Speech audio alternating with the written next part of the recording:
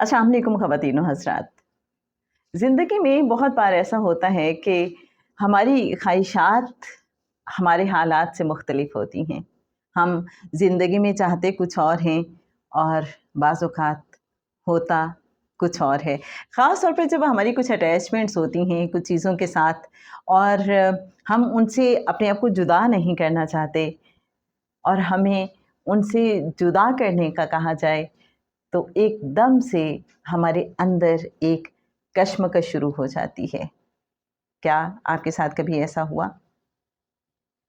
मैं इस हवाले से सोच रही थी तो कुछ वाक़यात कुरान पाक में से मेरी नज़रों के सामने घूमने लगे। मुझे याद आया हज़रत इब्राहीम अलैहिस्सलाम के हवाले से वो मंज़र कि जब उन्हें हुक्म मिला कि अपनी बीवी और शीरख़ार बच्चे को मक्का की बेआबोगया वादी में छोड़ आएँ। तो मैं सोचने लगी कि ये कोई इतना आसान तो नहीं था।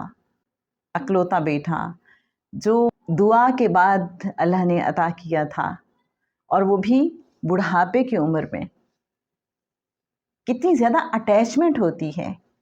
लेकिन आप ये देखें कि हज़रत इब्राहीम अलैहिस्सलाम तस्लीम और रिज़ा के एक ऐसे मकाम पे हैं जहाँ उन्होंने कोई क्वेश्चन नहीं किया। और फिर हज़रत हाजिरा के अंदर भी ये क्वालिटी हमें नज़र आ रही है कि उन्होंने भी कोई बहस नहीं की, कोई तकरार नहीं की कि आप हमें एक ऐसी बेआबोगया वादी में छोड़ के जा रहे हैं कि जहाँ ना पानी है ना कोई आबादी है। और मैं सोचती हूँ कि वो सारा सफ़र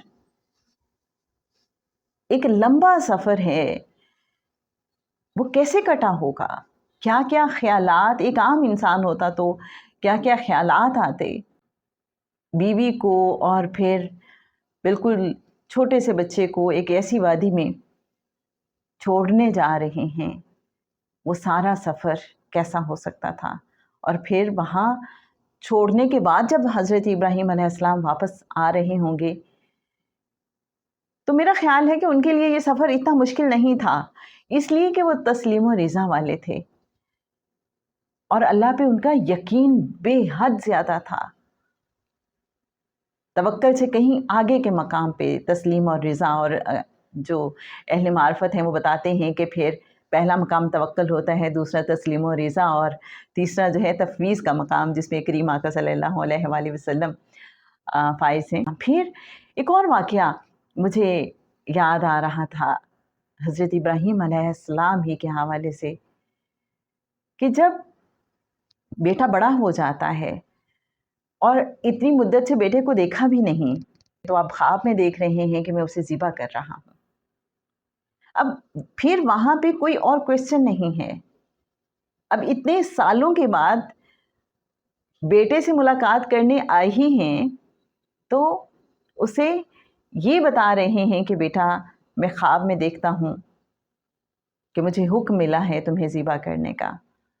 अब ये नहीं है कि सीधा आके तो बेटे को पकड़ा और ज़िबा करना शुरू कर दिया, बल्कि ये बड़ी ज़बरदस्त बात है कि बेटे को प्रॉपरली इन्फॉर्म भी कर रहे हैं और उससे अब पूछ रहे हैं कि आपका इस बारे में क्या ख्याल है। और अंदर कोई तज़ब्ज़ुब नहीं, कोई कश्मकश नहीं है, ठहराव है, सुकून है, इत्मीनान है, यकीन है कि बस मेरे रब ने जो मुझे हुक्म दिया है मुझे वो कर गुजरना है, कोई दूसरी सोच है ही नहीं। मेरा दिल चाह रहा है कि वो आयत आपके साथ शेयर की जाए, आपको पढ़ के सुनाती हूँ। बहुत ही खूबसूरत आयत और कुरान पाक को वाकई हम कभी पढ़ें तो सही सही तरीके से, ऐसा मशहूर कर देने वाला कलाम है अल्लाह का कि इंसान इसमें डूबता चला जाता है। नए नए पर्त खुलना शुरू हो जाते हैं जितना ज़्यादा हम इसको डूब के पढ़ते हैं। सूरह अस-सफ़ात की आयत 100 से स्टार्ट करते हैं। इब्राहीम ने कहा, मेरे रब मुझे एक ऐसा बेटा दे दे जो नेक लोगों में से हो, चुनाचे हमने उन्हें एक बुर्दबार लड़के की खुशखबरी दी। फिर जब वो लड़का इब्राहिम के साथ चलने फिरने के काबिल हो गया तो उन्होंने कहा, बेटे मैं ख्वाब देखता हूँ कि तुम्हें ज़िबा कर रहा हूँ, अब सोच कर बताओ तुम्हारी क्या राय है। बेटे ने कहा, अब्बा जान आप वही कीजिए जिसका आपको हुक्म दिया जा रहा है, इंशाअल्लाह आप मुझे साबरीन में से पाएंगे।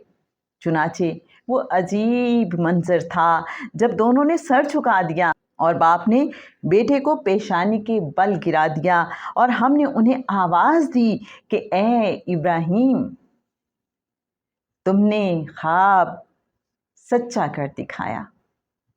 यकीनन हम नेकी करने वालों को इसी तरह सिला देते हैं। यकीनन ये एक खुला हुआ इम्तिहान था और हमने एक अजीम ज़बीहा का फिदिया देकर उस बच्चे को बचा लिया। सूरह अस-सफ़ात की आयत नंबर 109 में फिर अल्लाह फरमाता है, सलाम हो इब्राहिम पर। ये कैसा मंजर है और ये कैसी दुनिया है। मुझे हज़रत अब्दुल मुत्तलिब भी याद आए और हज़रत अब्दुल्ला की कुर्बानी का वो मंजर भी मेरी आंखों के सामने घूमने लगा। मुझे लगा ये सब कुछ इतना आसान तो नहीं होता, ये तो बेटे को कुर्बान करना ये कितनी बड़ी बात है और ये कितनी बड़ी कुर्बानी है। और हमारी ज़िंदगी में बाज़-औक़ात हमें अपनी छोटी छोटी ख्वाहिशों को जब कुर्बान करने का कहा जाता है, हमें छोटी छोटी अटैचमेंट्स को कुर्बान करने का कहा जाता है, तो हमारे अंदर क्यों कश्मकश शुरू हो जाती है, क्यों रेजिस्टेंस आती है कि ये करना तो बहुत मुश्किल है, कोई रास्ता निकल आए और हमें ऐसा ना करना पड़े। क्या आपके साथ भी ऐसा होता है? अपनी अटैचमेंट्स को कुर्बान करना, अपनी ख्वाहिशात से हट के कुछ करना, अपने ख्वाबों से हट के कुछ करना, क्या आपको भी मुश्किल लगता है? या फिर बाज़ वक़्त हमने जो प्लान किया होता है, जब कोई हमारी उस प्लानिंग को चेंज करना चाहता है, तो हमें मुश्किल क्यों लगता है? हम क्यों परेशान हो जाते हैं? मैं बस ये सवाल व जवाब ही अपने आप से कर रही थी। बाज़ वक़्त कोई गिला शिकवा नहीं होता इन चीज़ों में और हम वैसा करने के लिए तैयार भी हो जाते हैं कि ओके, अल्लाह वाले जो थे उन्होंने बताया था एक बार कि अगर कोई ज़िंदगी में ऐसा फ़ैसला करना पड़ जाता है जो लगता है आपको कि जी आपकी ख्वाहिश के बरक्स है, तो दुआ करने में कोई हर्ज नहीं है। जब बज़ाहिर आपको पता हो कि एक अच्छा काम है और आप उस काम को जारी रखना चाहते हैं, तो अल्लाह से हम दुआ कर लें और अगर दुआ करने के बावजूद भी रिज़ल्ट वही रहता है कि आपको जो भी आपकी अटैचमेंट है उससे डिटैच होना है, अपना जो डिसाइड किया हुआ रास्ता है उससे हट के अगर चलने को कहा जा रहा है तो आपने हट के ही चलना है, तो वहाँ फिर अपनी मर्ज़ी को अब छोड़ देना है।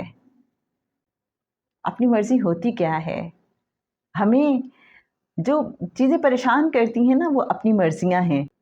इश्क में मर्ज़ियाँ नहीं चलती। जो यार कहे बिस्मिल्लाह, कुछ इस तरह की बात किया करते हैं कुछ लोग। हमें समझने में गलती हो जाती है। हमारे अंदर ये जो बेचैनी फिर आती है जब हमारी ख्वाहिशात के, हमारे ख्वाबों के, हमारी प्लानिंग्स के बरक्स कुछ हो रहा होता है और हम अपने ख्वाबों से जुड़े रहना चाहते हैं, उससे हट के हम अपने आप को ज़हनी तौर पे तैयार नहीं कर पा रहे होते हैं, तो उसकी वजह ये है कि हमें समझाया और बताया जा रहा होता है, हमें ट्रेन किया जा रहा होता है कि फ्लेक्सिबिलिटी कैसे लेके आनी है, आपका अपना तो कुछ भी नहीं है, अपने आप को अल्लाह के हवाले करो और अपने सारे जो भी काम हैं, अपनी हर हरकत को अल्लाह के हवाले करो और फिर जो कुछ आ रहा है उसको खुश दिली से रिसीव कर लो। और फिर इंसान अपने आप को समझाता है। इस मरहले में से फिर गुज़रता कैसे है? कभी आपने देखा कि हम कैसे गुज़रते हैं, सेल्फ काउंसलिंग कैसे करते हैं अपनी, कि हमारा तो अपना कुछ भी नहीं है, तो जिसका सब कुछ है, तो उसी की तरफ से सब कुछ आ रहा है।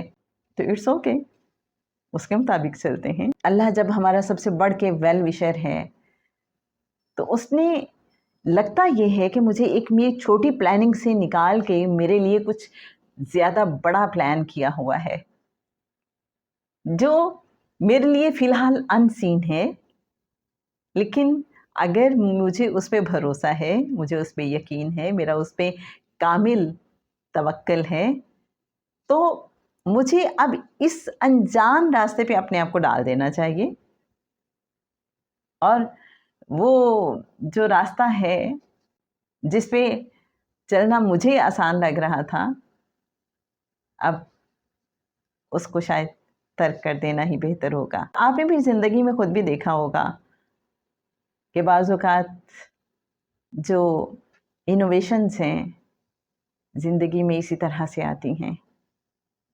کچھ لوگ ایسے ہوتے ہیں جو تبدیلیوں کو اتنی آسانی سے قبول نہیں کرتے، اور پھر ان کا ہاتھ پکڑ کے انہیں کسی راستے کے سٹارٹ میں، بیگننگ میں کھڑا کر دیا جاتا ہے کہ بھائی چلو اور سفر شروع کرو۔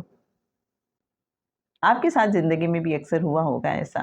مجھے یہ لگتا ہے کہ بعض اوقات یہ جو چیلنجز ہوتے ہیں زندگی میں، اور یہ جو بظاہر انوانٹیڈ سچویشنز ہوتی ہیں، اور بظاہر ہمیں اپنے خوابوں سے، اپنی پلاننگ سے ہٹ کے کچھ کرنا پڑ رہا ہوتا ہے، یا اپنے خوابوں کو ترک کرنا پڑ رہا ہوتا ہے اور ان کی جگہ نئے خواب بننے کی طرف ہمیں رغبت دلائی جا رہی ہوتی ہے، تو اس میں یقیناً کوئی حکمت ہوتی ہے، کوئی بہتری کا پہلو جو ہمیں رفتہ رفتہ پھر سمجھ آتا ہے۔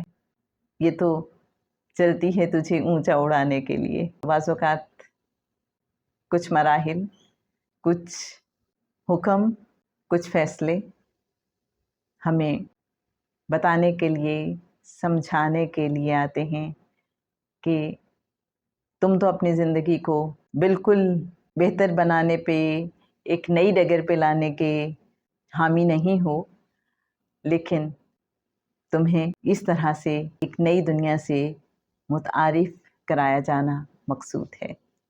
شاید ہمیں یہ بھی سکھایا جا رہا ہوتا ہے کہ کسی چیز پہ مل نہ مار کے بیٹھ جاؤ، نتھنگ از یورس، جب چاہیں آپ سے اختیار واپس لے لیا جائے، آپ کا اپنا ہے کیا۔ تو زندگی میں مجھے لگتا ہے کہ یہ چیز سیکھنا بہت ضروری ہے کہ ہر چیز سے ہمیں ڈیٹیچ ہونا آنا چاہیے، مجھے یہ سمجھ آتی ہے۔ بعض اوقات ہمیں بہت پروسیس کرنا پڑتا ہے، اس میں سے اپنے آپ کو سمجھانا پڑتا ہے، ہمیں ٹائم لگتا ہے، لیکن اصل بات اور مزے کی بات تو تب ہے کہ ادھر حکم ہو اور ادھر ہم ڈیٹیچ ہو جائیں، لیکن انسان ہے نا، ٹائم تو لگتا ہے۔ بس یقین ہمارا پختہ رہے، اور اللہ کرے کہ یقین یہی ہو کہ اللہ مجھے بہتر سے بہترین کی طرف لے جا رہا ہے۔ تو جناب، زندگی میں بہت بار ہمارے خواب ٹوٹتے بھی ہیں، اصل بات یہی ہوتی ہے کہ ہم ان کی جگہ نئے خواب بننا شروع کر دیں۔